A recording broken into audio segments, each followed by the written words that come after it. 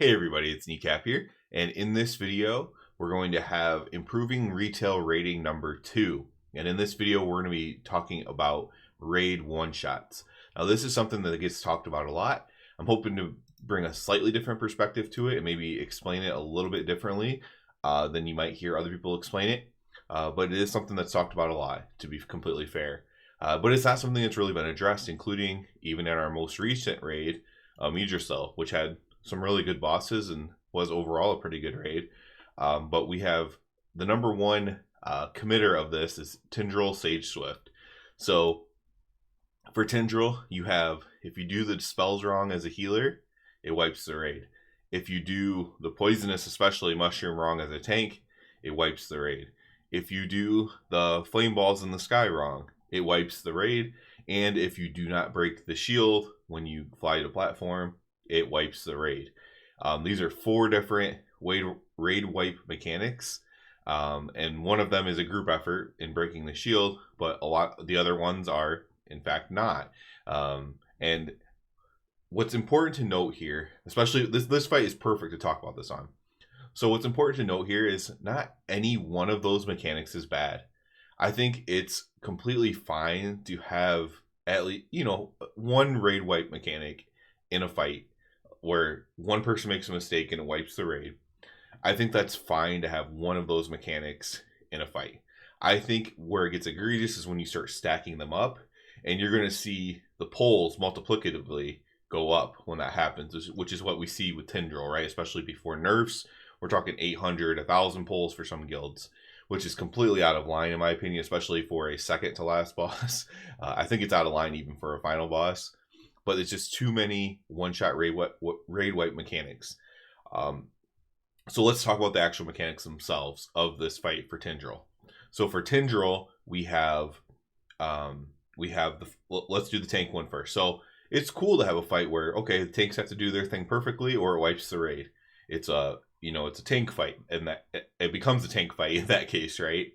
However, when there's other ones, it completely trivializes that, and you actually end up just getting mad at your tanks if they mess this up, because there's these other mechanics that are somewhat harder to do than this one. Not that tanks are tanks, man. So if tanks think it's easy, then I guess it's easy. Yeah. So if they mess it up, the rest of the raid's kind of getting annoyed with them because they have their own one-shot mechanics to deal with. When we talk about the healing dispel, you have to do the dispels. It's not a super hard mechanic. Once you get this down, it probably very rarely happens. If anything, what's going to happen is the person with the dispel dies too early or whatever, and that causes a cascade. That once you get this down, but again, early on, you're getting annoyed. Your healer dispelled too early. Someone with the mechanic, why are you not pressing something to live? And again, alone, this would be a fine mechanic. Like, okay, you have to do these spells right, or else it wipes the raid. Fair enough. Now, the best mechanic, in my opinion, on this fight is actually flying up, getting your feather, flying up, and getting the ball. I got to do that job in this fight, and that's what made the fight fun for me, even after 400 pulls or whatever, was being able to do that part of the fight. I thought that part was pretty fun. And if you do not get the flame ball, it's going to be a raid wipe if you do not get the flame orb that's in the sky. Now, I think that's completely reasonable for that mechanic. And based on the fight, that this should have been the raid wipe mechanic, right? Because if you could survive, if they nerfed the damage the ball did, then that might lead to people not wanting to fly up in the air at all and only have 2 people fly up. So you need to incentivize going up there, and your incentive is not dying in this case, right? And so I think it's actually a really good mechanic. And this is kind of how they should look at raid wipe mechanics. And it's a really, really good one. Having those other 2 before that we talked about was completely unnecessary when you have this one in play. Now, there's also the 4th mechanic, is if you don't do enough DPS to the shield, then you also raid wipe. And this is the traditional WoW raid wipe mechanic. This goes back many, many years. This is not innovative. This is in other MMOs as well. And this is another one that people will accept, right? It's like, okay, we just have to do this DPS. We have to do the proper DPS to break the shield. And, we either need more gear, we need to go more single target in our talents, whatever. and we need to break the shield. And I think this is a completely fine one as well. In this particular fight's case, it's actually okay, in my opinion, to have the flame ball dropping that the flyer has to get and having the shield. I think even having 2 on this fight would have been fine because of the type that they are, the type of mechanics that they are. But even that, you could argue, well, you're adding more pulls because of the flying people learning how to do their job, which is fine. You want to have some learning, some degree of difficulty on a second to last boss. But yeah, we see that, and then when we go to Ferak, we see less raid wipe mechanics, right? In phase 1, there's almost no raid wipe mechanic that I can even think of. In phase 2, it's letting in the intermission, it's letting the balls go in or not breaking the shield. So you kind of have 2 going on at once there, which and you could survive like 1 ball going in if you're really prepared for it and stuff. But if multiple balls go in, then I guess you're just really not doing it right. So you kind of have 2 raid wipe mechanics going on at the same time, but it's really the shield one that's the instant raid wipe. And to be completely fair, doing the balls is not that hard. So yeah, so you have that raid wipe mechanic, and then later on you have Colossus not killing them in time. So that's kind of the similar to a shield mechanic, not killing the Colossus in time. Then obviously the seeds in the final phase. So again, you have multiple raid wipe mechanics going on there. I think the seed one is the obvious one to have there. And if you're going to have 2, it would probably be like the intermission shield plus the seed one at the end. You also, in phase 1, it's not really a mechanic, but if the fire touches the roots, it's a raid wipe as well. So, all kinds of these raid wipe mechanics. And I think, so here's where the difficulty goes. So we've covered the most recent ones, right? But let's talk about why they're so detrimental, right? So first of all, they completely bring down the mood, right? So it's not fun. And I think the developer counterpoint to be, well, not every aspect of the fight should be fun because you need some friction. And I actually agree with that. Which is why I've said, already that it's okay to have 1, maybe even 2 on one of the last bosses of these raid wipe mechanics in the fight. It's fine to have that. I actually agree that it needs some friction like that. But when you start stacking them up, it becomes so unfun. It becomes so unfun to be the person.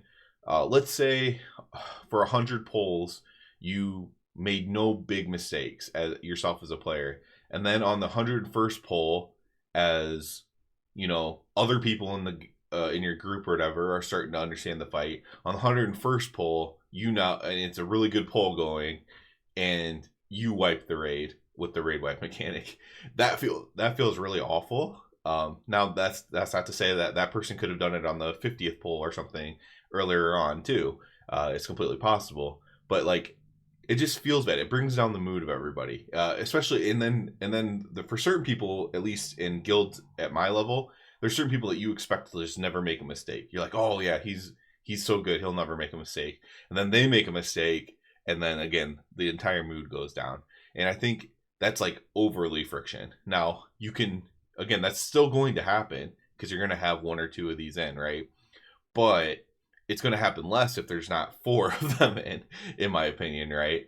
So that's the way I would look at that. So number 1, it's a huge mood dampener, and for a guild that's only raiding a few hours a night, I mean that it just sets you down, and then you have to like pick yourself back up again. That's part of friction. That's part of it. I completely understand. I understand the counterpoints to this. I'm only arguing that there's too many of the raid wipe mechanics, not that they shouldn't exist. And I want to make that completely clear. I'm not saying that they should not exist, simply that there's too many, and that it has cascading effects in effect because of how many that there are.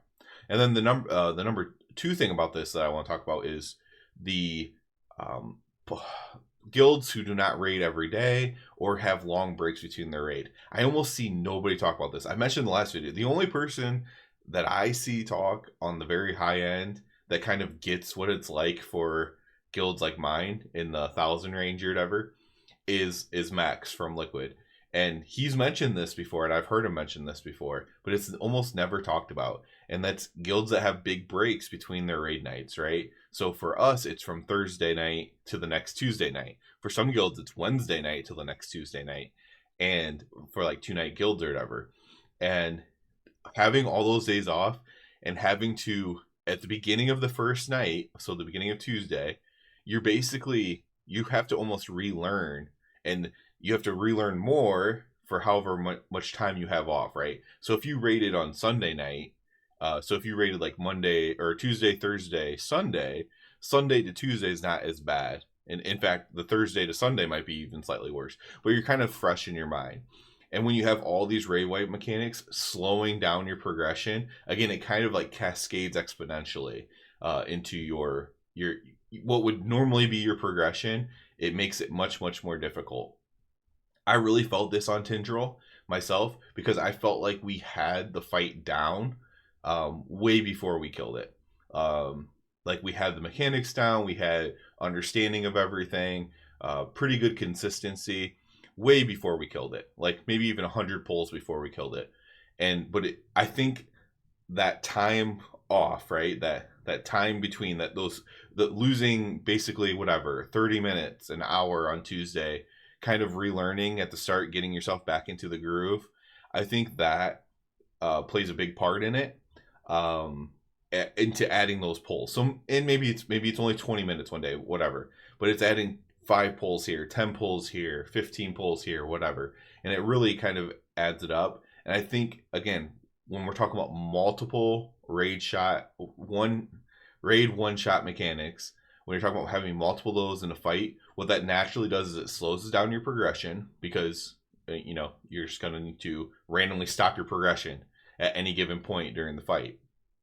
It's going to slow down your progression, and when you slow down your progression and take time off, then you those polls, early on, they're going to be more likely to be halted by these one-shot mechanics as you're relearning the fight week to week, basically.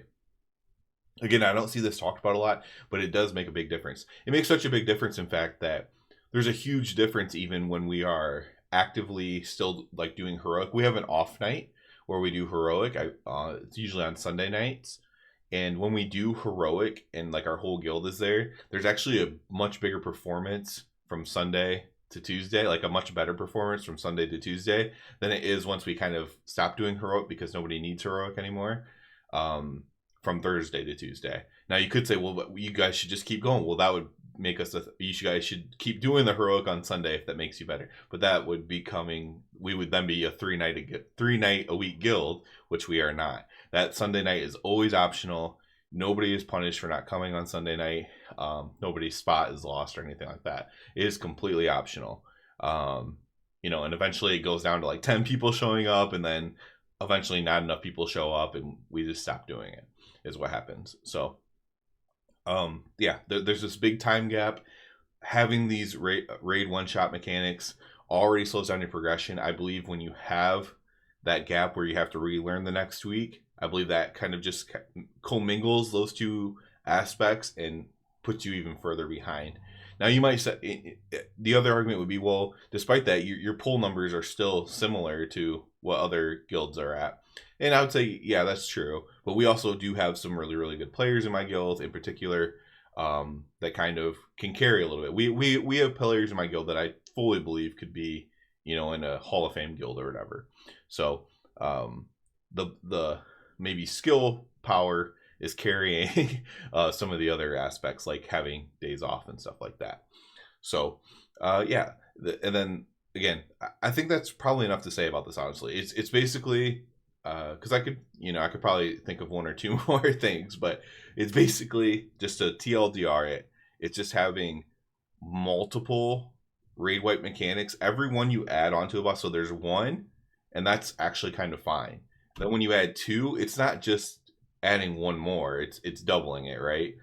And then when you add 3, it's not just adding 33% more, it's almost like doubling it again. Like it's almost like exponential is the best way I can explain how it feels when you're in the fight, when you have all these raid one shots. It almost feels like instead of it being, you had 3, what's another one? One more is 4, right? But it actually feels like it doubles each time almost, as far as, and I mean, I swear Tindral's pull count kind of shows that, in my opinion. So yeah, again, there's been a lot of talk about raid one shots. Hopefully the devs can hear this, understand that there are cool ones. There's cool ones like Break the Shield, have enough DPS. I thought flying up and getting the orbs was cool. Other people may disagree. And then there's other ones that are just like, oh man, this one feels really bad. But it'd probably be fine if it was the only one. Like the tank one shot on Tindral, doing the poisonous mushroom wrong. If that was the only one shot, it wouldn't feel that bad. You just like, all right, our tanks will learn it. We'll figure it out. But yeah, that's where I stand on it. I think most people agree with me on this one for sure. So that's it for this video. As always, I do ask you to please subscribe to the channel. It helps me out so much. And other than that, everybody have a good one.